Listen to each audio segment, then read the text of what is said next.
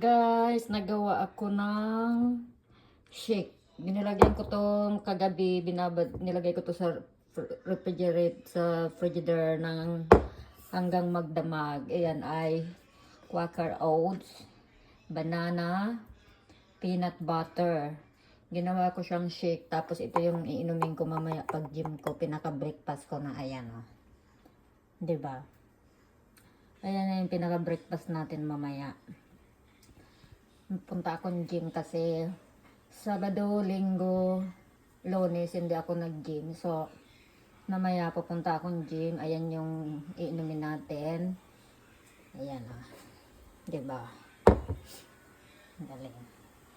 Ayan ang iinumin natin. Nilagyan ko ng isang pack na Quaker Oats, konting milk, tapos isang spoon na peanut butter, protein din kasi yon.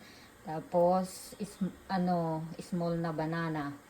Ayan ang ating breakfast ngayon. Nag-uumpisa na ako kasi madali yan makapayat. Tapos protein pa yan lahat. 'Di ba? Ayan.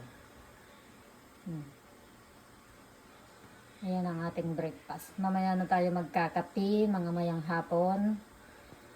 Ayan. Bye guys. Magre-ready na ako.